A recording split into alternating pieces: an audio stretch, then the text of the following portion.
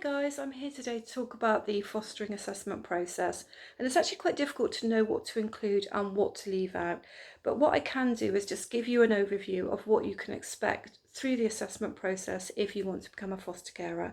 Hopefully you've watched my previous video, which was more of an introduction. This gets into a little bit more detail, not hugely, but gives you an overview. So the first thing my husband and I did was make a phone call, and then we were invited to an open evening where we learnt more about fostering in general. I think we probably knew most of what was there already, but it just is nice to be able to listen to social workers and meet other people in the room who were considering fostering. At the end of that, we were asked to put our names down and asked if we would like to still consider fostering, which we did. So then we waited maybe a week or two, and somebody came out to the house just to give us, here I am, a meet and greet. And then they actually looked around our home, which we were quite surprised at. I think we'd done a bit of a tidy, but anyway, they looked around our home. And I think that was to check that we had a spare bedroom mainly, and that our house wasn't horrendously messy or untidy or unclean. So that was that. We were going to be moving anyway, so that one was kind of not, really necessary really. But anyway, so after that, we waited quite a while, I think. And then we were picked up by a different social worker. So that social worker was the one who was going to see us all the way through the assessment. Now our assessment took, I think it was at least probably 9 months, because we had a move. So a lot of the checks that were done on the house and information around the house had to be done again. But if you don't have a move, then I should have liked to I thought that 6 months you would be done. I would have liked to think. That doesn't mean to say you would then have a child within 6 months, but I would have thought 6 months would have been about right. So after that social worker picked us up as her case. She rang us and had a quick chat, and then she came out and she told us, what the expectation was going to be. So I can't honestly remember how much is in this form. I mean, this is the form. There's just pages and pages and pages and pages and pages of this BAF form, which is what the main assessment form is. And I think it was probably about six to 8 visits maybe, and ours were 2 weeks apart. And during that time she wanted to see both of us for most of the visits, and our family could not be kind of in the room. So think about that if you've got family. And then we were taken through various sections, if you like. So there was the history of both of us, which included, our upbringing, our relationships with our parents, and our education and our skills. That was done for both of us.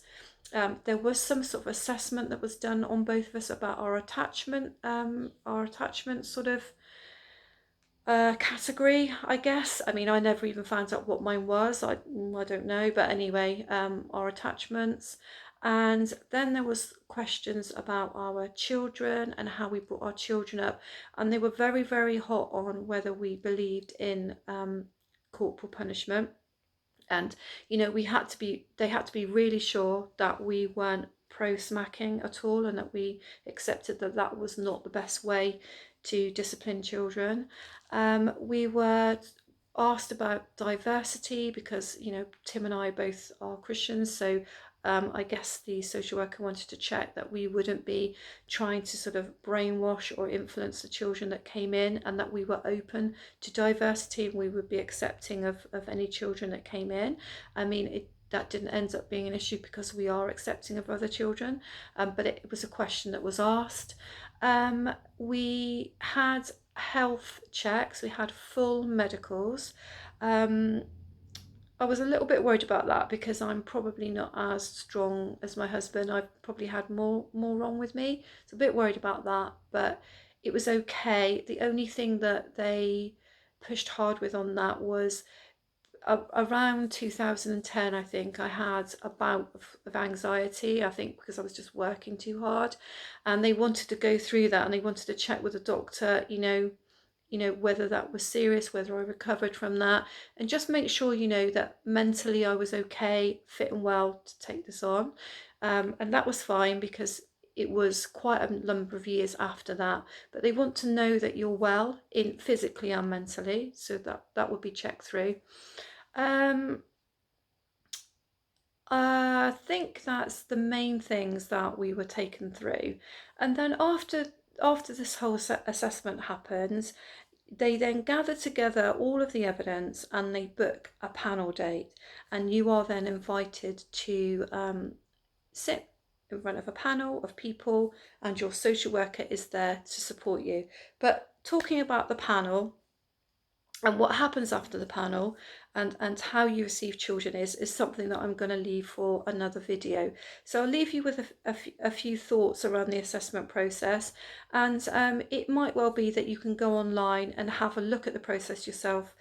Bath might actually produce materials on it, so you've got a better idea of how it's going to go. I mean, at the end of the day, if you really want to be a foster carer, this is what I said before in my previous video, nothing will put you off anyway, but it's good to know what is going to be involved. And I would just say as well that part of the process, not this so much this form really, is to make sure that your house is safe in every way, that children cannot get out of your house, that you don't have an open pond, that you don't have a wall that they can drop off the edge of, and that in your house products and things that are unsafe can be put away. But again, I can cover that in another video for you. So thank you for listening.